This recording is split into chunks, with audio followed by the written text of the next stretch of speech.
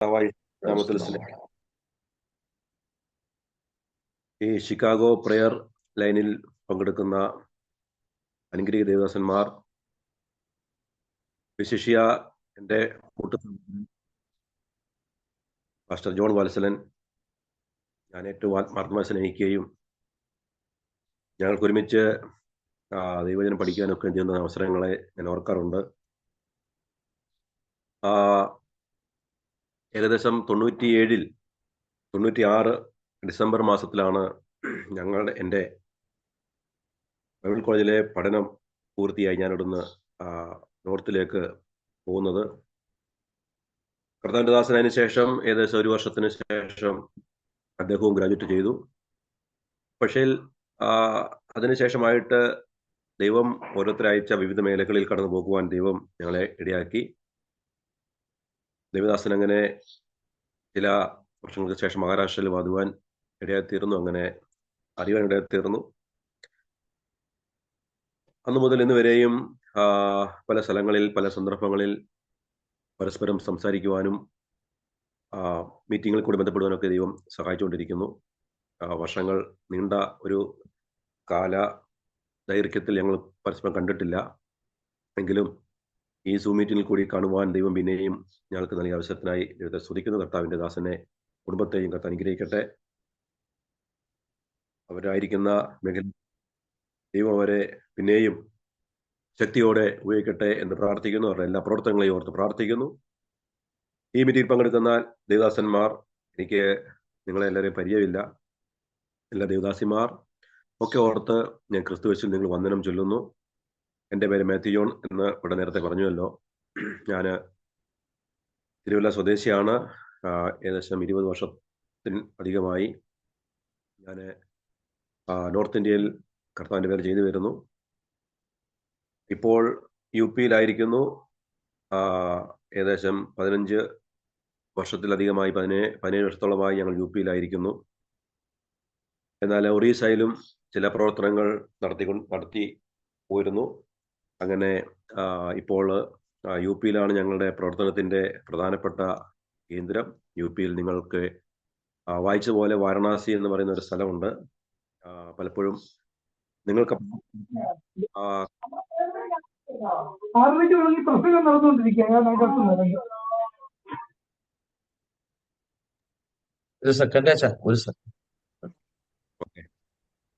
നമ്മുടെ സൂം മീറ്റിങ്ങുകൾ അതാണ് പലർക്കും.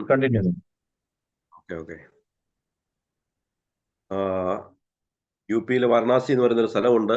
ആ സ്ഥലത്തെക്കുറിച്ച് ഒരുപക്ഷെ നിങ്ങൾക്ക് വലിയ അറിവ് ഉണ്ടാകണം എന്നില്ല. നിങ്ങൾക്ക് ഈ വാരണാസിയുടെ മറ്റൊരു പേര് പറയുമ്പോൾ നിങ്ങൾക്ക് ഓർമ്മ വരും. അതിൻ്റെ പേര് കാശി എന്നാണ്. ഹൈന്ദവ വിശ്വാസം അനുസരിച്ച് കാശിയിൽ പോയി മരിക്കുക എന്നുള്ളത് അവരുടെ ജീവിതത്തിലെ ഏറ്റവും വലിയൊരു ആശയാണ്. അതിനായിട്ട് അവർ ആഗ്രഹിക്കുകയും താല്പര്യപ്പെടുകയും ചെയ്തുകൊണ്ട് അനേക ഭക്തന്മാർ കാശിയിൽ വരികയും അവിടെ വന്ന് മരിച്ച് അവരുടെ ഡെഡ് ബോഡികൾ അവിടെ തന്നെ എരിഞ്ഞറിഞ്ഞ് അവിടെ നിന്നും സ്വർഗലോകം പ്രാപിക്കണമെന്നുള്ള വിശ്വാസത്താൽ വരുന്ന നിരവധി വ്യക്തികൾ ഉണ്ട്. മാത്രമല്ല, അന്ധകാര നിബിഡമായിരിക്കുന്ന ഒരു പട്ടണം, വിവിധ തരത്തിലുള്ള പൂജകൾ, മന്ത്രവാദങ്ങൾ, നിരവധി തരത്തിലുള്ള അനാചാരങ്ങൾ നിറമാടിക്കൊണ്ടൊരു പട്ടണമാണ്. ആ പട്ടണത്തിൽ കഴിഞ്ഞ 20 വർഷക്കാലം പ്രവർത്തിക്കുവാൻ ദൈവം എനിക്ക് അവസരം നൽകി കൊണ്ടിരിക്കുന്നു. ദൈവത്തിന്റെ കൃപയിൽ ആശ്രയിച്ച് തുടങ്ങിയ പ്രവർത്തനങ്ങൾ ഇതുവരെയും ശക്തമായി മുമ്പോട്ട് പോകുവാൻ ദൈവം അവസരം നൽകിക്കൊണ്ടിരിക്കുന്നു. ഇന്ത്യൻ രാഷ്ട്രീയത്തിന്റെ കാര്യം എടുത്തു പറഞ്ഞാൽ കഴിഞ്ഞ 3 ടീമിലായിട്ട് പ്രധാനമന്ത്രി നരേന്ദ്രമോദിയുടെ മണ്ഡലമായി വാരണാസി മാറിക്കൊണ്ടിരിക്കുന്നു. അപ്പോൾ തന്നെ നിങ്ങൾക്കറിയാം ആ പട്ടണത്തിലെ രാഷ്ട്രീയ പ്രഭാവം എത്രമാത്രം ഉണ്ടാകുമെന്ന്. ഞാൻ വാരണാസിയിൽ പ്രവർത്തിച്ചുകൊണ്ടിരിക്കുമ്പോൾ ഞാൻ എപ്പോഴും പറയാനുള്ള കാര്യമുണ്ട്, ഞാൻ ഇന്ത്യൻ പൊളിറ്റിക്സിനെയോ മാറി മറിഞ്ഞുകൊണ്ടിരിക്കുന്ന രാഷ്ട്രീയ പശ്ചാത്തലത്തെയോ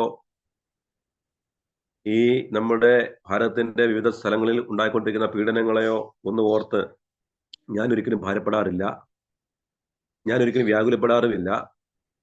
അതിന് വിവിധ കാരണങ്ങളുണ്ട്.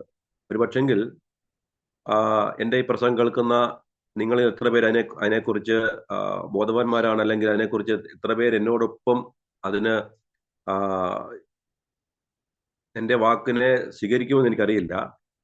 കാരണം നമ്മുടെ കർത്താവ് യേശുക്രിസ്തു തന്റെ ഐഹിക ജീവിത കാലഘട്ടത്തിൽ തന്റെ ശിഷ്യന്മാരോട് പറഞ്ഞൊരു കാര്യമുണ്ട്. നമ്മൾക്കറിയാം, നമ്മൾ മത്തായി സുവിശേഷം 5-ാം അധ്യായം വായിക്കുമ്പോൾ അവിടെ ഈ കുറെ കാര്യങ്ങൾ യേശുക്രിസ്തുവിന് പറഞ്ഞു വന്നതിന് ശേഷമായിട്ട് പറഞ്ഞൊരു കാര്യമുണ്ട്. എൻ്റെ നാമനിമിത്തം നിങ്ങളെ ജാതികൾ ഉപദ്രവിക്കും, പീഡിപ്പിക്കും, നിങ്ങളെ പള്ളിപ്രഷറാക്കും, നിങ്ങളെ അടിക്കും, ഉപദ്രവിക്കും എന്നൊക്കെ കർത്താവൊക്കെ പറഞ്ഞ്, ഇപ്പൊ നീതിയുക്തം ഉപദ്രവി നിങ്ങൾ ഭാഗ്യവാന്മാർ എന്നൊക്കെ ഉള്ള കാര്യങ്ങൾ നമ്മൾ വായിച്ചാണ് നമ്മൾ ആ ഭാഗം അവസാനിപ്പിക്കുന്നത്. അപ്പോൾ ഈ നമ്മൾ ഇന്ന് അനുഭവിക്കുന്ന സകല പ്രശ്നങ്ങൾക്കും മുൻപേ നമ്മുടെ കർത്താവ് യേശുക്രിസ്തു നമുക്ക് ഹിന്റ് തന്നിട്ടുണ്ട്. അപ്പൊ ഇത് നമ്മൾ അനുഭവിച്ചേ പറ്റുകയുള്ളൂ. മാത്രമല്ല, നമ്മുടെ കർത്താവ് യേശുക്രിസ്തുവിന്റെ പുനരുദ്ധാനത്തിന് ശേഷമായിട്ടും അപ്പോസ്തലന്മാർ പോയ വിവിധ ഭാഗങ്ങളിൽ ഒക്കെ കർത്താവിന്റെ നാമനിമിത്തം അവരൊക്കെ ഉപദ്രവം സഹിച്ചിട്ടുള്ളവരും അതിനെക്കുറിച്ച് വളരെ വ്യക്തമായിട്ട് പറഞ്ഞിട്ടുള്ളവരുമാണ്. നമ്മളിതൊക്കെ പറഞ്ഞ് നമ്മൾ ആത്മാവിൽ ആകുകയും നമ്മുടെ ജീവിതത്തിൽ പ്രശ്നം വരുമ്പോൾ, അല്ലെങ്കിൽ നമ്മുടെ കൂട്ടു സഹോദരനോ അല്ലെങ്കിൽ നമ്മുടെ ഒരു സഭയ്ക്ക് പ്രശ്നം വരുമ്പോൾ നമ്മൾ ആകപ്പാടെ വലിയ വ്യാകുലരായി തീരുക. നമ്മൾ ഉടനെ മോദിയെ കുറ്റം പറയുന്നു, യോഗിയെ കുറ്റം പറയുന്നു, അവരെ കുറ്റം പറയുന്നു, ഇവരെ കുറ്റം പറയുന്നു, നമ്മൾ പ്രാർത്ഥിക്കും, ഒക്കെ നമ്മൾ ഇങ്ങനെ ചെയ്യും. പക്ഷെങ്കിൽ ഒരു കാര്യം നമ്മൾ മനസ്സിലാക്കണം, ഈ സാഹചര്യത്തിൽ, ഇന്നത്തെ നമ്മുടെ ഈ സാഹചര്യത്തിൽ ഏത് ഭരണം വന്നാലും ക്രിസ്ത്യാനികൾക്ക്, ദൈവത്തിന്റെ വേല ചെയ്യുന്നവർക്ക്, ക്രിസ്ത്യാനികൾ എല്ലാവരെയും ഉൾപ്പെടുത്തിയല്ല, ദൈവവേല ചെയ്യുന്നവർക്ക് എപ്പോഴും ഉപദ്രവം മുന്നിൽ ഉണ്ട് എന്നുള്ള കാര്യം വളരെ യാഥാർത്ഥ്യമാണ്. ഞാൻ പറഞ്ഞു വരുന്നത്, ഈ ഈ നരേന്ദ്രമോദി ഇന്ത്യൻ പ്രധാനമന്ത്രി ആകുന്ന ഫസ്റ്റ് ടേമിൽ, ആ ടേമിന്റെ ഒരു ഡിസംബർ മാസത്തിലാണ് അവിടെ ഇലക്ഷൻ പ്രചരണമൊക്കെ നടക്കുന്നത്. എനിക്ക് നല്ല ഓർമ്മയുണ്ട്. കാരണം ഞങ്ങൾ ആ സമയത്ത് വാരണാസി, ഞാൻ ഈ പറഞ്ഞ കാര്യങ്ങൾ നമ്മുടെ വിശ്വാസത്തിനൊരു ഉറപ്പ് വരാൻ വേണ്ടി പറയുന്നതാണ്. എന്തുകൊണ്ട് നമ്മൾ ഭയപ്പെടുന്നില്ല എന്ന് പറയാൻ വേണ്ടിയാണ് ഈ കാര്യം പറയുന്നത്. അത് നിങ്ങളത് ശ്രദ്ധിക്കുമെന്ന് വിശ്വസിക്കുന്നു. അപ്പൊ ഞാൻ പറഞ്ഞു വരുന്നത്, ആ ഒരു ഡിസംബർ മാസത്തിൽ നമുക്കറിയാം, നോർത്ത് ഇന്ത്യയിലൊക്കെ എല്ലാവരും ഞങ്ങൾ ക്രിസ്മസ് ആഘോഷിക്കുന്നവരാ. അത് നമ്മുടെ കേരള പെന്തക്കോസ്തുകാർക്ക് എത്രമാത്രം അത് സ്വീകാര്യതയാണെന്ന് എനിക്കറിയില്ല. കാരണം ഞങ്ങൾ ക്രിസ്മസ് ആഘോഷിക്കും. അത് ആഘോഷിക്കുക വെച്ചാൽ ക്രിസ്മസിന്റെ രീതി ആഘോഷിക്കും. കാരണം ഈ നോർത്ത് ഇന്ത്യ സംബന്ധിച്ചിടത്തോളം ഇവിടുത്തുള്ള അന്യജാതിക്കാർക്ക് അതൊരു ബഡാദിന എന്നാ പറയുന്നത്. അത് വലിയ ദിവസമാണ്. ആ ദിവസത്തിന്റെ വലിപ്പം അവർക്കറിയാം. അപ്പോൾ അന്ന് ഈ ഉള്ള സകല പരിചയക്കാരും അന്യജാതിക്കാരും അന്യമതസ്ഥരും ക്രിസ്ത്യാനികളായിട്ടുള്ളവരുടെ വീട്ടിൽ വരികയും അവരവർക്ക് കേക്ക് കൊടുക്കുകയും അങ്ങനെ അവരോട് വ്യക്തിപരമായിരിക്കുന്ന ആശയങ്ങൾ വിനിമയം ചെയ്യുകയും, മാത്രമല്ല ചെറിയ ചെറിയ മീറ്റിംഗ് സംഘടിപ്പിച്ച് അവിടെ സാന്താക്ലോസോ അല്ലെങ്കിൽ ഡാൻസോ ഒക്കെ വെച്ച് അവരെ ആകർഷകരാക്കി നമ്മൾ അവർക്ക് പുതിയ നിയമമോ അല്ലെങ്കിൽ ട്രാക്റ്റോ ഒക്കെ കൊടുക്കുകയും ഒരു അല്പസമയം ദൈവം പറയാനുള്ള അവസരമാണ് ഈ ഒരു ഡിസംബർ 25 എന്ന് പറഞ്ഞിരിക്കുന്നത്. അപ്പൊ അതെല്ലാ സഭക്കാരും ഇവിടെ ആഘോഷിക്കാറുണ്ട്. ആ സമയത്ത് ഞങ്ങളൊക്കെ പ്രവർത്തനത്തിന്റെ ഫലമായിട്ട് വലിയ മീറ്റിങ്ങുകളൊക്കെ സംഘടിപ്പിച്ച് എല്ലാ വർഷവും തുടർച്ചയായിട്ടും 100-500 പേരെ സംഘടിപ്പിക്കുമായിരുന്നു.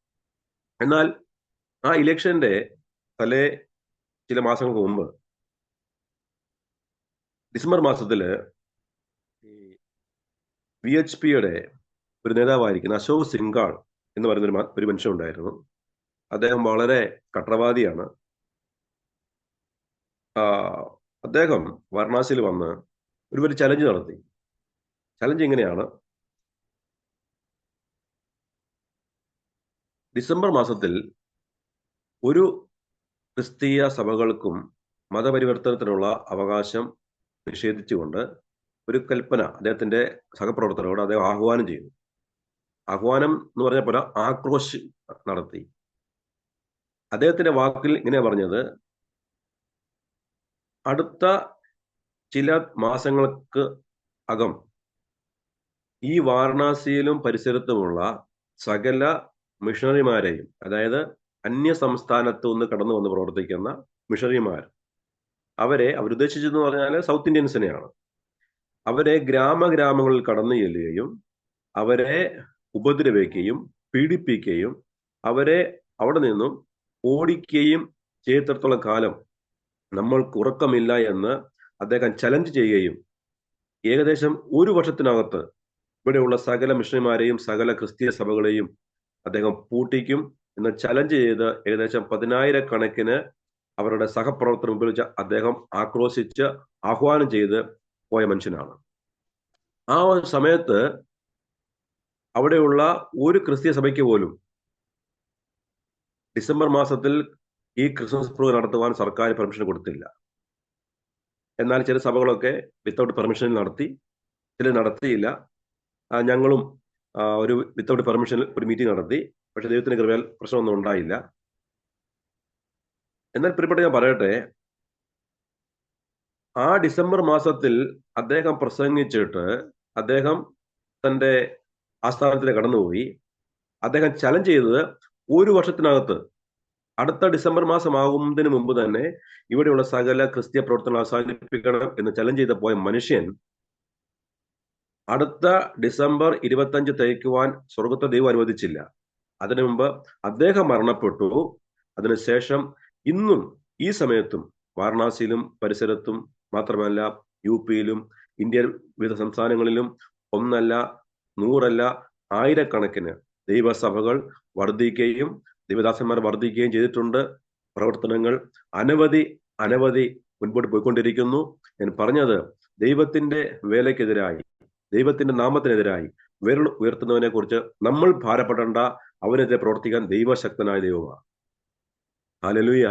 ഞാൻ പറഞ്ഞത്, ഇങ്ങനെയുള്ള നിരവധി ചലഞ്ചുകൾ നമ്മൾ കണ്ടിട്ടും കേട്ടിട്ടും നമ്മൾ ഭാരപ്പെടാതെ നമ്മൾ ദൈവത്തിൽ ആശ്രയിക്കുക.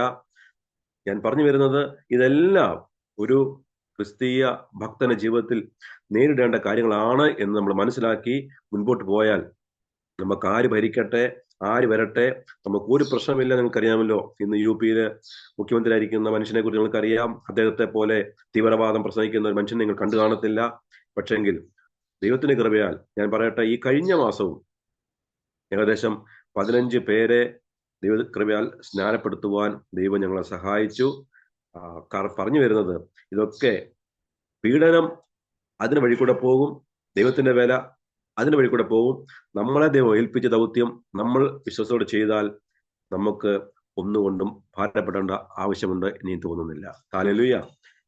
ഇന്ന് ഈ പ്രഭാതത്തിൽ ഞാനൊരു ചെറിയ വേദം വായിച്ചുകൊണ്ട് ഞാൻ ഈ പ്രസംഗം അവസാനിപ്പിക്കാൻ ആഗ്രഹിക്കുന്നു. പത്രോസിന്റെ 1-ാം ലേഖനം, അതിന്റെ 1-ാം അധ്യായം 13-ാം വാക്യം ഞാൻ ആധാരമായി വായിക്കുന്നു. പത്രോസിന്റെ 1-ാം ലേഖനം, അതിന്റെ 1-ാം അധ്യായത്തിന്റെ 13-ാം വാക്യം ഞാൻ വായിക്കാൻ ആഗ്രഹിക്കുന്നു. ആകയാൽ നിങ്ങളുടെ മനസ്സ് ഉറപ്പിച്ച് നിർമ്മതരായി യേശുക്രിസ്തുവിന്റെ പ്രത്യക്ഷതയെങ്കിൽ നിങ്ങൾക്ക് വരുവാനുള്ള കൃപയിൽ പൂർണ്ണ പ്രത്യാശ വെച്ചുകൊള്ളുവീൻ. Praise the Lord. എനിക്ക് പലപ്പോഴും ഈ പുതിയ നിയമത്തോടാണ് താല്പര്യം. പുതിയ നിയമങ്ങൾ പ്രസംഗിക്കുക എന്നുള്ളത് എൻ്റെ ഒരു വലിയ ആഗ്രഹം, എൻ്റെ ഒരു വലിയ ഇഷ്ടമുള്ള കാര്യമാണ്. കാരണം പുതിയ നിയമ വിശ്വാസികൾക്ക് പഴയ നിയമം വേണ്ടെന്നല്ല ഞാൻ പറയുന്നത്. പുതിയ നിയമ വിശ്വാസികൾക്ക് എപ്പോഴും ഉറപ്പ് തരുന്ന അനവധി വാക്യങ്ങൾ, അനവധി വചനങ്ങൾ നമ്മൾ കാണാൻ സാധിക്കും. ഇവിടെ അപ്പോസ്തലനായ പത്രോസ് പറയുന്നൊരു കാര്യമുണ്ട്. ആകെ നിങ്ങളുടെ മനസ്സ് ഉറപ്പിക്കുക, നിർമ്മതരായിരിക്കുക, പൂർണ്ണ പ്രത്യാശ വെച്ചുകൊള്ളുക. കാരണം പൂർണ്ണ പ്രത്യാശ വെക്കേണ്ടത് കർത്താവായ യേശുക്രിസ്തുവിന്റെ പ്രത്യക്ഷതയെങ്കിൽ നമുക്ക് വരുവാനുള്ള കൃപയെ ആശ്രയിച്ചുകൊണ്ടാണ്. സ്തോത്രം. നമുക്കറിയാം, ഇരിക്കുന്നത് അർഹതയില്ലാത്ത സ്ഥാനത്ത് ദൈവം നൽകിയ ദാനമാണ്. എന്നാൽ നമ്മൾ കൃപ എന്ന് പറഞ്ഞിരിക്കുന്നത് ഗ്രേസ്, അത് നമ്മുടെ ഒരു ദൈവം തന്ന ദാനമാണ്. ആ ദാനം നമുക്ക് ദൈവം നൽകിയിട്ടുണ്ട്. അപ്പോൾ ഇവിടെ പറയുന്നത്, അതുകൊണ്ട് എന്ത് ചെയ്യണം? നിങ്ങളുടെ മനസ്സുറപ്പിക്കുക, നിർമ്മതരായിരിക്കുക. ആ കർത്താവിന്റെ പ്രത്യക്ഷതയെങ്കിൽ നമ്മൾക്ക് വരുവാനുള്ള കൃപയിൽ നമ്മൾ പൂർണ്ണ പ്രത്യാശ വെച്ചുകൊള്ളുക. അവിടെ പറയുന്ന കാരണം ഇത്രയേ ഉള്ളൂ. അതിന്റെ മുമ്പോട്ടുള്ള വാക്യങ്ങൾ വായിക്കുമ്പോൾ അവിടെ നമുക്ക് അതിന്റെ കാര്യങ്ങൾ അവിടെ വ്യക്തമായിട്ട് പറയുന്നുണ്ട്. അവിടെ പറയുന്ന കാര്യങ്ങൾ കർത്താവിന്റെ കഷ്ടതയെക്കുറിച്ചും പ്രശ്നങ്ങളെക്കുറിച്ചും മാത്രമല്ല അവിടെ ഉള്ള സഭകൾക്ക് വരുവാൻ ഉണ്ടായ പീഡനങ്ങളെക്കുറിച്ചും ഒക്കെ അവിടെ വർണ്ണിച്ചിട്ട് ആണ് അപ്പോസ്തലൻ ഈ കാര്യങ്ങൾ പറയുന്നത്. അതിന്റെ ആദ്യ വാക്യം വായിക്കുമ്പോൾ യേശുക്രിസ്തുവിന്റെ അപ്പോസ്തലനായ പൗത്രോസ് പൊന്തോസിലും ഗലാത്യയിലും കപ്പദോക്യയിലും ആസ്യയിലും ബിഥുന്യയിലും ചിതറിപ്പറക്കുന്ന പരദേശികൾ പീഡനങ്ങൾ മുഖാന്തരം ആ കാലഘട്ടത്തിൽ അന്ത്യോക്യസ് എപ്പിപ്പാനോസ് എന്ന് പറഞ്ഞിരിക്കുന്ന മനുഷ്യൻ യഹൂദന്മാരെ നിരവധി പീഡിപ്പിക്കുകയും യെരുശലേം ദേവാലയം കൊള്ളയടിക്കുകയും ആ ദേവാലയത്തിന്റെ പരിശുദ്ധമായ സ്ഥലത്ത് പന്നികളെ യാഗം അർപ്പിക്കുകയും ഒക്കെ ചെയ്ത് അതിനെ അശുദ്ധമാക്കി ആയിരക്കണക്കിന് യഹൂദന്മാരെ കൊന്നൊടുക്കിയ അന്ത്യോക്യസ് എപ്പിപ്പാനോസ് എന്ന് പറഞ്ഞിരിക്കുന്ന മനുഷ്യന്റെ കാലഘട്ടത്തിൽ ഭയബഹുലരായിരിക്കുന്ന ജനങ്ങൾ നിരവധി പേർ പല സ്ഥലങ്ങളിലേക്ക് ചിതറിപ്പോയി. ആ പോയവരൊക്കെ അവരവരുടെ ഇടങ്ങളിൽ ചെന്നിട്ട് ദൈവത്തിന്റെ വേലയിൽ അവർ മുമ്പോട്ട് പോയി. അവർക്കറിയാവുന്ന ദൈവജനങ്ങൾ അവിടെ ഉള്ളവരോട് പറഞ്ഞു. അങ്ങനെ ചിതറിപ്പാർക്കുന്ന അനവധി പരദേശികളായിരിക്കുന്ന വിശ്വാസികളോടാണ് അപ്പോസ്തലൻ പത്രോസ് ഇക്കാര്യങ്ങൾ പറയുന്നത്. ഒരു കാര്യം മനസ്സിലാക്കണം, ഈ അന്ത്യോക്യസ് എപ്പിപ്പാനോസ് എന്ന് പറയുന്ന മനുഷ്യൻ, നമുക്കറിയാം, ക്രിസ്തീയ അല്ലെങ്കിൽ യഹൂദന്മാർക്ക് എതിരായി വളരെ ശക്തമായ പീഡനങ്ങൾ അഴിച്ചുവിട്ട ഒരു മനുഷ്യനായിരുന്നു അന്ത്യോക്യസ് എപ്പിപ്പാനോസ്. അദ്ദേഹത്തെ നമുക്കറിയാം. അദ്ദേഹത്തിന്റെ മകനാണ് തീത്തോസ് കൈസർ. അദ്ദേഹം നമുക്കറിയാം യെരുശലേം ദേവാലയം പൂർണ്ണമായി തകർക്കപ്പെട്ട മനുഷ്യനാണ്. നമുക്കറിയാം ആ കാലഘട്ടത്തിൽ അന്ത്യോക്യസ് എപ്പിപ്പാനോസ് ഇത്രമാത്രം ഈ യഹൂദന്മാരെ പീഡിപ്പിക്കുകയും കൊല ചെയ്ത ശേഷമായി അദ്ദേഹം യഹൂദന്മാരുടെ കർത്താവിന്റെ നാമം ഉന്മൂലനാശനം വരുത്തുവാൻ പ്രവർത്തിച്ച ഒരു മനുഷ്യനായിരുന്നു. അദ്ദേഹത്തിന്റെ ജന്മസ്ഥലം അന്ത്യോക്യയാണ്. അതുകൊണ്ടാണ് അന്ത്യോക്യൻ എപ്പിപ്പാനോസ് എന്ന പേരത്തിന് വന്നത്. പക്ഷെ ഒരു കാര്യം മനസ്സിലാക്കണം, കാലങ്ങൾ കഴിഞ്ഞപ്പോൾ എവിടെ ക്രിസ്തുവിന്റെ നാമം ഉണ്ടാകരുത്, ആ നാമം തുടച്ചു മാറ്റപ്പെടണം എന്ന് അദ്ദേഹം ആഗ്രഹിച്ചവോ ആ വ്യക്തി ജനിച്ച സ്ഥലത്ത് നിന്നാണ് ആദ്യമായി ക്രിസ്ത്യാനി എന്ന പേരുണ്ടായത്. അന്ത്യോക്യസ് എപ്പിപ്പാനോസ് വളർത്തപ്പെട്ട അദ്ദേഹത്തിന്റെ സ്വന്തം സ്ഥലമായ അന്ത്യോക്യയിൽ കർത്താവിന്റെ നാമം വളരുകയും ആ അന്ത്യോക്യ സഭയിൽ പൗലോസ് നീഗർ എന്ന് പറയുന്ന അനവധി പ്രവാചകന്മാരുണ്ടാകുകയും ബർന്നബാസ് മുതലായ പ്രവാചകന്മാരുണ്ടാകുകയും ആ സഭയിൽ നിന്നാണ് അപ്പോസ്തലനായ പൗലോസിന്റെ ആദ്യത്തെ മിഷണറി യാത്ര ആരംഭിക്കുന്നത്. അപ്പോൾ ക്രൈസ്തവ സഭയുടെ ചരിത്രത്തിൽ അന്ത്യോക്യ സഭയുടെ സ്ഥാനം എത്രമാത്രം വലുതാണെന്ന് നമ്മൾ മനസ്സിലാക്കണം പ്രിയപ്പെട്ടവരെ. ഇതൊക്കെ അറിയാവുന്ന പത്രോസ് അപ്പോസ്തലൻ അവിടെ പറയുകയാണ്, അതുകൊണ്ട് നിങ്ങൾ ഭാരപ്പെടണ്ട. കാരണം നമ്മുടെ കർത്താവായ യേശു ക്രിസ്തുവിന്റെ പിതാവായ ദൈവത്തിന് സ്തോത്രം, അവൻ മരിച്ചവരുടെ ഇടയിൽ നിന്നുള്ള യേശുക്രിസ്തു പുനരുത്ഥാനത്താൽ തന്റെ കരുണാധിക്യ പ്രകാരം നമ്മെ ജീവനുള്ള പ്രത്യാശയ്ക്കായി അന്ത്യകാലത്ത് വെളിപ്പെടുവാൻ ഒരുങ്ങിയിരിക്കുന്ന രക്ഷയ്ക്ക് വിശ്വാസത്താൽ ദൈവശക്തിയാൽ കാക്കപ്പെടുന്ന നിങ്ങൾക്ക് വേണ്ടി സ്വർഗത്തിൽ സൂക്ഷിച്ചിരിക്കുന്നതും ക്ഷയം, മാലിന്യം, വാട്ടം എന്നിവ ഇല്ലാത്തതുമായ അവകാശത്തിനായി തന്നെ വീണ്ടും ജനിപ്പിച്ചിരിക്കുന്നു. അതിൽ നിങ്ങൾ ഇപ്പോൾ, അവിടെയാണ് നമ്മുടെ വിഷയം. അപ്പോൾ ആദ്യമേ അവർക്ക് ലഭിക്കാൻ പോകുന്ന പ്രത്യാശ എന്താണ്? ആദ്യമേ അവർ പ്രാപിക്കാൻ പോകുന്ന ദൈവത്തിന്റെ വാഗ്ദത്തം എന്താണ്? അവരുടെ അവകാശം എന്താണ്? എന്തിനാണ് നിങ്ങളെ വീണ്ടും ദൈവം ജനിപ്പിച്ചിരിക്കുന്നത്? ആ വീണ്ടും ജനനത്തിൽ നിങ്ങൾ പ്രാപിക്കാൻ പോകുന്ന അവകാശം എന്താണ്? അത് എങ്ങനെയുള്ളതാണ്? ക്ഷയമുള്ളതാണോ? വാട്ടമുള്ളതാണോ? അല്ല, പിന്നെയോ അത് ക്ഷയമില്ലാത്ത, മാലിന്യമില്ലാത്ത, വാട്ടമില്ലാത്ത, എന്നേക്കും നിലനിൽക്കുന്ന ഒരു ഉത്തമ സമ്പത്തിനായി ദൈവം നിങ്ങളെ, അത് വെറും ഒരു ഫ്രീ കോസ്റ്റ് അല്ല, പിന്നെയോ അത് നിങ്ങളുടെ അവകാശമാണ്. കാരണം അത് ദൈവം തരുന്ന ഒരു അവകാശമായി പ്രാപിക്കുവാൻ നിങ്ങളെ ദൈവം വീണ്ടും ജനിപ്പിച്ചിരിക്കുന്നു എന്ന് കർത്താവ് പറയാണ്. അപ്പോൾ അവിടെ പറയുന്ന പോയിന്റ് ഇത്രയേ ഉള്ളൂ, ഈ വിശ്വാസ ജീവിതത്തിൽ നേരിടുന്ന പ്രശ്നങ്ങൾ, വിശ്വാസ ജീവിതത്തിൽ നേരിടേണ്ടി വന്ന പ്രതികൂലങ്ങൾ, അതൊക്കെ ഈ ലോകത്തിലെ ക്ഷണികമായ കാര്യങ്ങളാണ്. ഈ ലോകത്തെ നശ്വരമായ കാര്യങ്ങളാണ്. എന്നാൽ അതിന് അപ്പുറമായിട്ട് നിങ്ങൾ പ്രാപിക്കാൻ പോകുന്ന ഒരു വലിയ ദൈവമഹത്വമുണ്ട്. നിങ്ങൾ പ്രാപിക്കാൻ പോകുന്ന ഒരു വലിയ പ്രതിഫലമുണ്ട്. നിങ്ങൾ പ്രാപിക്കാൻ പോകുന്ന വലിയ അവകാശമുണ്ട്. അവകാശം ഒരിക്കലും ക്ഷയിക്കയില്ല. അത് അക്ഷയമാണ്. അത് ഒരിക്കലും മാലിന്യമുള്ളതല്ല. അത് ഒരിക്കലും വാടിപ്പോകുന്നതല്ല. പിന്നെയോ അത് വാടാത്ത കിരീടമാണ്. അതുകൊണ്ട് ആ അവകാശം പ്രാപിക്കുവാൻ ദൈവം നിങ്ങളെ വീണ്ടും ജനിപ്പിച്ചിരിക്കുന്നു നിങ്ങൾ മനസ്സിലാക്കണം. അതുകൊണ്ട് താൻ പറയുന്നു, അതിൽ നിങ്ങൾ ഇപ്പോൾ അല്പനേരത്തേക്ക് നാനാ പരീക്ഷകളാൽ ദുഃഖിച്ചിരിക്കേണ്ടി വന്നാലും ആനന്ദിക്കുന്നു. സ്തോത്രം. അവിടെ താൻ പറയുന്ന കാര്യം മനസ്സിലാക്കണം. അതിൽ ഇപ്പോൾ നിങ്ങളുടെ ജീവിതത്തിൽ കടന്നു വന്നിരിക്കുന്ന അഗ്നി പരീക്ഷ, താൻ 2 ലേഖനം വായിക്കുമ്പോൾ ഇങ്ങനെ വായിക്കുന്ന അഗ്നി പരീക്ഷ, അഗ്നി പരീക്ഷയിൽ നിങ്ങൾക്ക് നേരിടേണ്ടി വന്ന ബുദ്ധിമുട്ടുകൾ, നേരിടേണ്ടി വന്ന പ്രയാസങ്ങൾ, അതൊക്കെ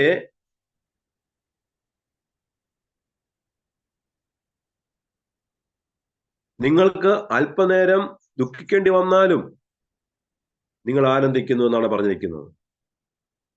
അപ്പോൾ ക്രിസ്തീയ ജീവിതത്തിൽ നേരിടേണ്ടി വന്ന പ്രതികൂലങ്ങൾ, പ്രശ്നങ്ങൾ, ഇതൊക്കെ ഒരു ക്ഷണികമായ കാര്യമാണ് എന്നുള്ള ഒരു ബോധ്യം നിങ്ങൾക്കുണ്ടാകണമെന്ന് അദ്ദേഹം അപ്പോസ്തലൻ അവരെ ഓർപ്പിക്കുകയാണ്. മാത്രമല്ല അതിന് 7-ാം വാക്യത്തിൽ ഇങ്ങനെ പറഞ്ഞിരിക്കുന്നു, അഴിഞ്ഞു പോകുന്നതും തീയിൽ ശോധന കഴിക്കുന്നതുമായ പൊന്നിനേക്കാൾ നിങ്ങളുടെ വിശ്വാസത്തിന്റെ പരിശോധന വിലയേറുതെന്ന് യേശു പ്രത്യക്ഷതയിൽ പൂഴ്ചയ്ക്കും തേജസ്സിനും മാനത്തിനുമായി കാണുവാൻ അങ്ങനെ ഇടവരും. സ്തോത്രം. അവനെ നിങ്ങൾ കണ്ടിട്ടില്ലെങ്കിലും സ്നേഹിക്കുന്നു. ഇപ്പോൾ കാണാതെ വിശ്വസിച്ചുകൊണ്ട് നിങ്ങൾ വിശ്വാസത്തിന്റെ അന്തമായ ആത്മരക്ഷ പ്രാപിക്കുകയും പറഞ്ഞു തീരാത്തതും മഹിമയുള്ളതുമായ സന്തോഷത്തോടെ ആനന്ദിക്കുകയും ചെയ്യുന്നു. നിങ്ങൾക്ക് വരുവാനിരിക്കുന്ന പ്രവാചകന്മാർ ഈ രക്ഷയെ ആരാഞ്ഞ് അന്വേഷിച്ചിരുന്നു. ക്രിസ്തുവിന് വരേണ്ടി കഷ്ടങ്ങളെയും പിൻവരുന്ന മഹിമയും മുൻകൂട്ടി സാക്ഷീകരിച്ചപ്പോൾ സമയം ഏതോ എങ്ങനെയുള്ളത് എന്ന് പ്രവാചകന്മാർ ആരാഞ്ഞു നോക്കി. തങ്ങൾക്കായിട്ടല്ല നിങ്ങൾക്കായിട്ടത്രേ തങ്ങൾ ആ ശുശ്രൂഷ ചെയ്യുന്നത് എന്ന് അവർക്ക് വെളിപ്പെട്ടു. സ്വർഗത്തിൽ നിന്ന് അയച്ച പരിശുദ്ധാത്മാവിനാൽ നിങ്ങളോട് സുവിശേഷം അറിയിച്ചവർ അത് ഇപ്പോൾ നിങ്ങളെ ഗ്രഹിപ്പിച്ചിരിക്കുന്നു. അതിലേക്ക് ദൈവദൂതന്മാരും കുനിഞ്ഞു നോക്കുവാൻ ആഗ്രഹിക്കുന്നു.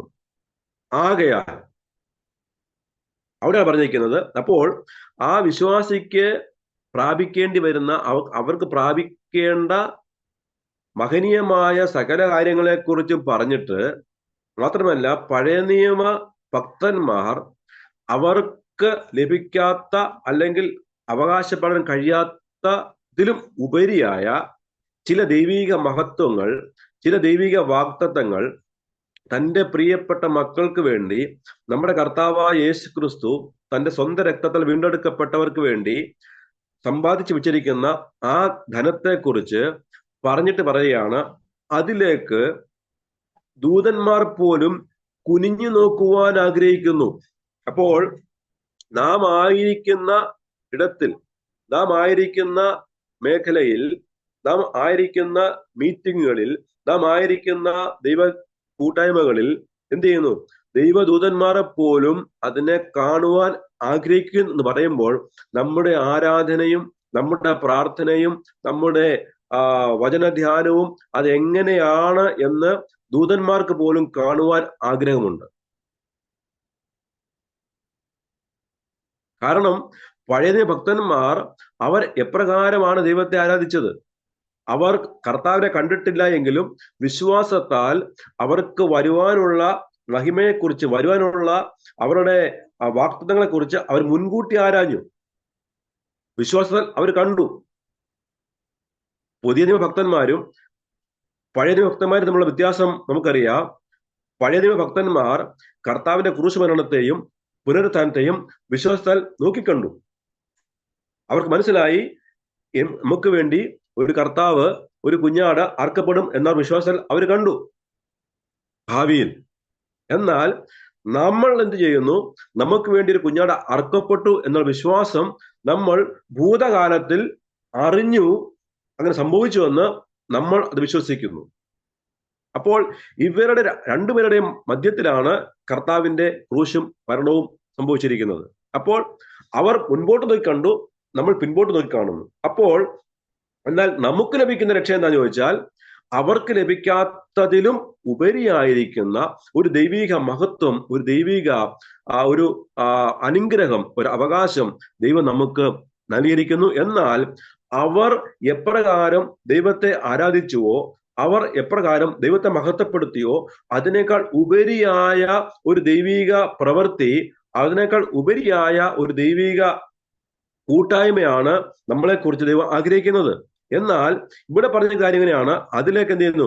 ദൂതന്മാരും കുനിഞ്ഞു നോക്കുവാൻ ആഗ്രഹിക്കുന്നു. എന്ന് പറഞ്ഞാൽ നമ്മുടെ ആരാധന രീതി, നമ്മുടെ പ്രാർത്ഥനാ രീതി, നമ്മുടെ കൂട്ടായ്മ നാം എപ്രകാരം ദൈവസന്നിധിയിൽ ആയിരിക്കുന്നു എന്നുള്ള രീതികളെ കുറിച്ച് ദൂതന്മാർ പോലും കാണുന്നുണ്ടെന്നാണ് പറഞ്ഞിരിക്കുന്നത്. അത് സൂമിലായാലും ഓഫ്ലൈനായാലും അത് ഓൺലൈനായാലും എങ്ങനെയാണെങ്കിലും ദൈവസന്നിധിയിൽ പ്രാർത്ഥിക്കാൻ വരുമ്പോൾ അതിൻ്റെ ആയിരിക്കുന്ന മാന്യതയിൽ വരണം എന്ന് ദൈവവചനം ആഗ്രഹിക്കുന്നു, പഠിപ്പിക്കുന്നു. സ്തോത്രം.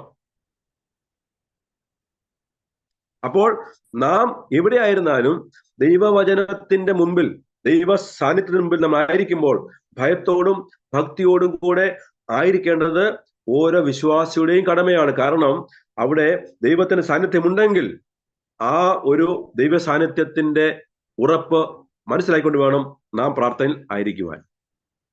സ്തോത്രം. ഈ സൂം മീറ്റിങ്ങുകളെ കുറിച്ച് ഒത്തിരി കാര്യങ്ങൾ പറയാനുണ്ട്. നമുക്കറിയാം, ഈ സൂം മീറ്റിംഗ് ഒക്കെ ആരംഭിച്ചത് നമ്മുടെ ഈ കൊറോണ സമയത്താണ്. അപ്പൊ ഒരു സമയത്ത് ഞാൻ പറഞ്ഞു ചിന്തിക്കാറുണ്ട്, ഈ ടെക്നോളജി ഒക്കെ പലപ്പോഴും ഈ ശാസ്ത്രമായി കണ്ടുപിടിച്ച നമുക്ക് വേണ്ടിയിട്ട് ആയിരിക്കാം. അപ്പൊ നമുക്കറിയാം, ഈ കൊറോണ, ഈ കോവിഡിനൊക്കെ മുമ്പൊന്നും ഈ സൂം മീറ്റിങ്ങിനെ കുറിച്ച് നമുക്ക് വലിയ ഗ്രാഹ്യമൊന്നുമില്ലായിരുന്നു. അപ്പൊ അതിനെക്കുറിച്ച് നമുക്ക് സൂം എന്നുള്ള പറയുന്ന ആ ഒരു സംഭവത്തെ കുറിച്ച് നമുക്ക് വലിയ ഗ്രാഹ്യമൊന്നും ഇല്ലായിരുന്നു. പക്ഷെങ്കിൽ നമുക്കറിയാം, ആ കാലത്തിലാണ് ഈ സൂം എന്ന് പറയുന്ന സംഭവം നമ്മുടെ ഈ ഗൂഗിളിലൊക്കെ നമുക്ക് ഇങ്ങനെ ഈ ആൻഡ്രോയിഡ് ഫോണിലൊക്കെ വരുന്നത്. അപ്പൊ അതിന് മുമ്പ് എന്ത് ചെയ്തു? ദൈവം എല്ലാവരും ആൻഡ്രോയിഡ് ഫോൺ കൊടുക്കാൻ എത്തിയത്. അപ്പൊ നമ്മൾ ഈ ടെക്നോളജി നമ്മൾ കുറ്റം പറയും പലപ്പോഴും. ടെക്നോളജി നമുക്ക് വലിയ ദോഷം ചെയ്തു, അങ്ങനെ ഇതിങ്ങനെ നമ്മൾ പറയാറുണ്ട്. പക്ഷെങ്കിൽ ഒരു കാര്യം മനസ്സിലാക്കി, ഈ കൊറോണയ്ക്ക് മുമ്പ്, ഈ കൊറോണ കാലഘട്ടത്തിൽ നമ്മൾ ഈ കീപാഡ് ഫോൺ നമ്മൾ ഉപയോഗിച്ചിരുന്നെങ്കിൽ നമുക്ക് ഇതൊന്നും നടക്കുകയില്ല. അപ്പൊ എന്ത് ചെയ്യുന്നു? കർത്താവിനൊക്കെ അറിയാം, കർത്താവ് ഈ കൊറോണ ഒക്കെ അയക്കുന്ന മുമ്പ് എന്ത് ചെയ്യും? കർത്താവ് ദൈവാചനാണ് കൊറോണ ഒക്കെ വന്നത്. അപ്പൊ എന്ത് ചെയ്യും? അതിനൊക്കെ ഒരു വർഷം മുമ്പ് എന്ത് ചെയ്തു? ദൈവം എല്ലാവരുടെ കയ്യിലും എന്ത് ചെയ്തു? ദൈവം അതിന് മുകേഷ് അംബാനിയോ അനിൽ അംബാനിയോ ഒക്കെ യൂസ് ചെയ്ത് എന്ത് ചെയ്യും? അവരെല്ലാവർക്കും എന്ത് ചെയ്തു? ദൈവം എല്ലാവരുടെ കയ്യിൽ ആൻഡ്രോയിഡ് ഫോൺ കൊടുത്തു. ആൻഡ്രോയിഡ് ഫോൺ ദൈവം അതിനകത്ത് ടെക്നോളജി കൊടുത്തു. അതിനകത്ത് എല്ലാ ടെക്നോളജി കൊടുത്തിട്ട് എന്ത് ചെയ്തു? ദൈവം കൊറോണ അയച്ചു. കൊറോണ ലോകത്തെല്ലാം വ്യാപരിച്ചു. അപ്പൊ എന്ത് ചെയ്യും? ശാസ്ത്രജ്ഞന്മാരുടെ മൈൻഡിൽ വന്നു ഒരു സൂം, ഒരു ആപ്ലിക്കേഷൻ അവർ ഉപയോഗിച്ചു. അപ്പൊ എന്ത് ചെയ്യാം? നമുക്ക് പരസ്പരം കണ്ട് സംസാരിക്കാനും ഒരു ടെക്നോളജി കണ്ടുപിടിച്ചു. അവർക്ക് മീറ്റിംഗ് കണ്ടുപിടിച്ചു. അത് ഏറ്റവും യൂസ് ചെയ്തായിരുന്നു അറിയാമോ? നമ്മളെപ്പോലുള്ള ബന്ധക്കോസുകാരായിരിക്കും. കാരണം നമുക്ക് സൂം മീറ്റിങ്ങുകൾ, വലിയ ചർച്ച സഭായോഗങ്ങളൊക്കെ നടത്തുന്നത്. പക്ഷെ ഒരു കാര്യം ഉണ്ടെന്ന് വെച്ചാൽ, ഈ ആ കാലഘട്ടത്തിൽ നമുക്ക് സഭകളൊന്നുമില്ല. അപ്പൊ നമുക്ക് സൂം മീറ്റിങ്ങുകൾ, zoom cottage meeting, zoom fasting prayer, വീട്ടിലെ സഭായോഗം, അപ്പൊ ഇതിങ്ങനെ നിരവധി ഇങ്ങനെ പ്രോഗ്രാമുകൾ, ഇങ്ങനെ ഷെഡ്യൂളുകൾ പോയിക്കൊണ്ടിരിക്കുക. അപ്പം ഈ നമ്മൾക്ക് ഒരു ഗുണം എന്തുവാ? വാഹനത്തിൽ യാത്ര ചെയ്യണ്ട, വീട്ടിൽ നിന്ന് ആരാധിക്കാം. അപ്പം അതിന് രണ്ട് ഉപകാരങ്ങളാ. അപ്പൊ എന്ത് ചെയ്യാം? കറിക്കരിയാം, പ്രാർത്ഥിക്കുകയും ചെയ്യാം. വീട്ടിലെന്ത് ചെയ്യാം? വീട്ടിലെ അമ്മാമ്മയ്ക്ക് പച്ചക്കറി അരിയാം, പ്രാർത്ഥിക്കാം, പ്രസംഗം കേൾക്കാം, ചപ്പാത്തി കുഴയ്ക്കാം, ചപ്പാത്തി പരത്താം. രണ്ട് ഉപകാരം. മാത്രമല്ല, നല്ല സാരി ഉടുക്കേണ്ട കാര്യമില്ല. നൈറ്റ് ഇടുവോ, അല്ലെങ്കിൽ ഇനിയിപ്പം പാസ്റ്റർമാരാണെങ്കിൽ കയ്യിൽ കൊടുക്കുവോ. ഞാൻ രാജസ്ഥാൻ ഒരു സഭ ചെന്നപ്പം, ഞാൻ ആ സമയത്ത് ഒരു രാജസ്ഥാൻ എൻ്റെ ഒരു അനന്തരൻ്റെ ചർച്ച ചെന്നു. അവിടെ ചെന്നപ്പം വൈകിട്ട് സൂം മീറ്റിംഗാ. അപ്പം ഞാൻ പങ്കെടുത്തു. അപ്പം പാസ്റ്റർ ഇങ്ങനെ ഒരു വെള്ള ജുബയൊക്കെ ഇട്ട് ഇങ്ങനെ പ്രസംഗിക്കുക.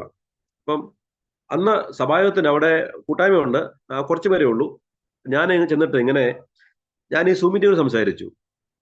അപ്പം ഞാൻ പറഞ്ഞു, സൂം മീറ്റിങ്ങിലൊക്കെ പലപ്പോഴും നമ്മൾ പുറമേ കാണുമ്പോൾ ഈ പാസ്റ്റർമാരുടെ ഡ്രസ്സൊക്കെ നല്ല വെള്ള ജൂബയൊക്കെ നമ്മളവർക്കും ടിപ് ടപ്പ് ആയിരിക്കുന്നു.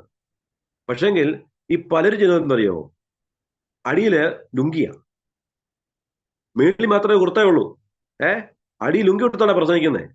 സഭ നടത്തുക, അല്ലെങ്കിൽ മീറ്റിംഗ് നടത്തുക. അപ്പൊ ഞാൻ ഈ കാര്യം പറഞ്ഞപ്പോൾ വീട്ടിൽ വന്നപ്പോ എന്റെ അനന്തന്റെ ഭാര്യ പറഞ്ഞു, അച്ഛാ, ഞങ്ങളുടെ പാഷ അങ്ങനെ ചെയ്യുന്നു. പാഷ് മേളില് രൂപ ഇട്ടേക്കുക, പക്ഷേ അടിയിൽ എന്തോന്നറിയാമോ? ലുങ്കിയാണ്. കാരണം വീട്ടിലിടുന്ന ലുങ്കി കൊടുത്തോണ്ട് സഭ നടത്തുക, അല്ലെങ്കിൽ മീറ്റിംഗ് നടത്തുക. മേളിലെന്തുവാ? വെള്ള കുർത്ത, വെള്ള ലോഹയ. അപ്പോ ഇതിനകത്ത് കുഴപ്പമുണ്ടെന്ന് എനിക്കറിയത്തില്ല. പക്ഷെ എൻ്റെ ഒരു സംശയം, നമ്മൾ ദൈവസേനയിൽ നമ്മൾ ഇരിക്കുമ്പോൾ, അത് വീട്ടിലായാലും സൂമിലായാലും ദൈവസേനയല്ലേ? ഇപ്പൊ നമ്മൾ അരമണിക്കൂർ നമ്മൾ ദൈവത്തിന് വേണ്ടി വേറെ ചേർന്നിരിക്കുമ്പോൾ നമ്മൾ അതിൻ്റെതായിരിക്കുന്ന ഒരു പ്രാഗൽഭ്യത്തോടെ, അതിൻ്റെതായിരിക്കുന്ന ഒരു എന്താ പറയുന്നത്, അതിൻ്റെതായിരിക്കുന്ന ഒരു സീരിയസ്നെസ്സിനോട് നമ്മൾ ഇരുന്നില്ല എങ്കിൽ പിന്നെ നമ്മൾ പറയുന്ന, അല്ലെങ്കിൽ നമ്മൾ ചെയ്യുന്ന ഈ കാര്യത്തിനുള്ള അതിന്റെ ആ ഒരു പ്രാഗൽഭ്യം എന്തോ. ഇവിടെ ഞാൻ ചോദിക്കട്ടെ, പഴയ ഭക്തന്മാർ അവരെങ്ങനെ ദൈവത്തെ ആരാധിച്ചേ? അവരുടെ ആരാധന എങ്ങനെയായിരുന്നു? അബ്രഹാമിനെ എടുത്തു നോക്ക്, അല്ലെങ്കിൽ യാക്കോബിനെ എടുത്തു നോക്ക്, യോസഫിനെ എടുത്തു നോക്ക്, പഴയ ഭക്തന്മാരെ എടുത്തു നോക്ക്, പിതാക്കന്മാരെ എടുത്തു നോക്ക്. അവർ ദൈവത്തെ ആരാധന എങ്ങനെയായിരുന്നു? അവരുടെ ഭക്തി എങ്ങനെയായിരുന്നു? അപ്പോൾ അതിനേക്കാൾ ഉപരിയായിരിക്കുന്ന ഒരു ഭക്തി, അതിനേക്കാൾ ഉപരിയായിരിക്കുന്ന ഒരു ദൈവിക ഭക്തി നമുക്കുണ്ടാകണമെന്ന് ആരാഗ്രഹിക്കുന്നു? ദൂതന്മാർ പോലും ആഗ്രഹിക്കും. അവർ നോക്കുകയാണ്, പഴയ ഭക്തന്മാരുടെ ആരാധനയാണോ വലുത്, നല്ലത്, സീരിയസ്നെസ് ഉള്ളത് നമ്മുടെയാണോ? അല്ലെങ്കിൽ എന്ത് ചെയ്യുക, ദൂതന്മാർ പോലും കുനിഞ്ഞു നോക്കുവാൻ ആഗ്രഹിക്കുന്നു. ഇതൊക്കെ പറഞ്ഞിട്ടാണ് പത്രോസ് പറഞ്ഞിരിക്കുന്നത്, ആകയാൽ നിങ്ങളുടെ മനസ്സോ ഉറപ്പിച്ച് നിങ്ങൾ നിർമ്മതരായി യേശു ക്രിസ്തുവിന്റെ പ്രത്യക്ഷതയെങ്കിൽ നിങ്ങൾക്ക് വരുവാനുള്ള കൃപയിൽ പൂർണ്ണ പ്രത്യാശ വെച്ചുകൊള്ളുവേ. മറ്റുള്ളവരെ നോക്കേണ്ട കാര്യമില്ല. പ്രത്യാശ, പുനരുത്ഥാനം, ഇതൊക്കെ വ്യക്തിപരമാണ്. അപ്പോൾ ഞാൻ എന്നെ തന്നെ ചോദ്യം ചെയ്യുക, ഞാൻ ദൈവസന്നിധിയിൽ ഞാൻ കുറ്റമറ്റവനാണോ? ജോൺ വാത്സല്യം പാസ്റ്റർ എങ്ങനെയാണ്, അല്ലെങ്കിൽ ആ സഹോദരി എങ്ങനെയാണ്, അല്ലെങ്കിൽ ഈ ആന്റി എങ്ങനെയാണ്, അല്ലെങ്കിൽ ആ പാസ്റ്റർ എങ്ങനെയാണെന്നുള്ളതല്ല വിഷയം. ആകയാൽ നിങ്ങൾ വ്യക്തിപരമായി പറയാണ്, നിങ്ങൾ മനസ്സ് ഉറപ്പിച്ച് നിർമ്മതരായി യേശു ക്രിസ്തുവിന്റെ പ്രത്യക്ഷതയെങ്കിൽ നിങ്ങൾക്ക് വരുവാനുള്ള പ്രത്യക്ഷതയെങ്കിൽ, നിങ്ങൾക്ക് വരുവാനുള്ള കൃപയിൽ പൂർണ്ണ പ്രത്യാശ വെച്ചുകൊള്ളുവേ. പ്രിയപ്പെട്ടവരെ, ഈ ഒരു വാചകത്തെ ഞാൻ അവസാനിപ്പിക്കുകയാണ്. നമുക്ക് ലഭിക്കുവാൻ പോകുന്ന പ്രത്യാശ, നമുക്ക് ലഭിക്കാൻ പോകുന്ന അവകാശം, ആ ഒരു അവകാശം പ്രാപിക്കുവാൻ ഈ കാലഘട്ടത്തിൽ, ഈ രാഷ്ട്രീയ പ്രയാസങ്ങളും പ്രശ്നങ്ങളും പീഡനങ്ങൾക്കുമുള്ള ഈ കാലഘട്ടത്തിൽ ദേശത്തിന് വിവിധ ഭാഗങ്ങളിലായിരിക്കുന്ന എല്ലാ ദൈവദാസന്മാരോടും ഞാൻ പറയുന്നത്, നമ്മളുടെ മനസ്സുറപ്പിച്ചുകൊണ്ട് നിർമ്മതരായി ആ വരുവാൻ പോകുന്ന പ്രത്യക്ഷതയെങ്കിൽ പൂർണ്ണ പ്രത്യാശയോടെ നമ്മുടെ കൃപയിൽ ആശ്രയിച്ചുകൊണ്ട് പോകുവാൻ ദൈവം സഹായിക്കട്ടെ എന്ന് ഞാൻ പ്രാർത്ഥിക്കുന്നു. നമ്മളായിരിക്കുന്ന ഏത് മേഖലയായിരുന്നാലും നമ്മോടൊപ്പം ഉള്ളത് ഒരിക്കലും തോൽപ്പിക്കാൻ കഴിയാത്ത ദൈവത്തിന്റെ വചനം നമ്മുടെ ഉള്ളിടത്തോളം കാലം, ആ കർത്താവ് നമ്മളോട് ഉള്ളിടത്തോളം കാലം, ആര് നമുക്കെതിരെ പ്രവർത്തിച്ചാലും, ആര് നമുക്കെതിരെ വന്നാലും നമുക്ക് ഒന്നും സംഭവിക്കുകയില്ല. ദൈവത്തിന്റെ വചനം അത്യധികമായി ഈ ഇന്ത്യയിൽ വ്യാപരിച്ചുകൊണ്ടേയിരിക്കും. അതിനായി ദൈവത്തിന്റെ അഭിഷേകം നമ്മളിൽ വ്യാപരിക്കട്ടെ. അതിനായി ദൈവം നമ്മളെ ഓരോരുത്തർ ബലപ്പെടുത്തട്ടെ എന്ന് പ്രാർത്ഥിക്കുന്നു. ഈ പ്രാർത്ഥനാ മീറ്റിംഗിൽ എനിക്ക് അവസരം നൽകിയ ജോൺ വാത്സല്യം പാസ്റ്റർക്കും എന്റെ കൂട്ടുപ്രവർത്തകർക്കും എന്റെ നന്ദി അറിയിക്കുന്നു. കർത്താവ് നമ്മളെ എല്ലാവരെയും സഹായിക്കുവാനാകട്ടെ. Thank you. God bless U.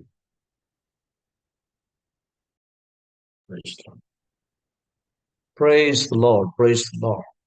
Thank you, Pastor. Thank you. വളരെ അനുഗ്രഹിക്കപ്പെട്ട, വളരെ വിലപ്പെട്ടതായിരിക്കുന്ന ഒരു സന്ദേശമായിരുന്നു നമ്മളിത് കേട്ടുകൊണ്ടിരുന്നത്. അനുഗ്രഹിക്കപ്പെട്ടതായിരിക്കുന്ന ഒരു ആലോചന ഇത് പകൽക്കാല ദൈവം നമുക്ക് നൽകി തന്നു. പ്രാക്ടിക്കലായിട്ട് ക്രിസ്തീയ ജീവിതത്തിൽ നമ്മൾ അറിഞ്ഞിരിക്കേണ്ടതായിരിക്കുന്ന പല കാര്യങ്ങൾ നമ്മൾക്ക് ഇന്ന് പകൽക്കാല ദൈവദാസനിലൂടെ കേൾക്കുവാൻ തക്കവണ്ണം ദൈവത്തെ സഹായിച്ചുവല്ലോ. ദൈവത്തിന്റെ മുമ്പാകെ നമ്മെ തന്നെ ഏൽപ്പിച്ചു. ഈ ആലോചന നമ്മൾ ഏറ്റെടുത്ത് കർത്താവിന്റെ സന്നിധിയിൽ ഒരു വിശദീകരണത്തിന്റെ ആവശ്യം നമുക്ക് ഇല്ലല്ലോ. വളരെയധികം ശ്രദ്ധയോടുകൂടെ കേട്ടുകൊണ്ടിരിക്കുകയായിരുന്നു. യെസ്, നമുക്ക് ദിവസം നമുക്ക് പ്രാർത്ഥിക്കാമല്ലോ. ഈ സമയം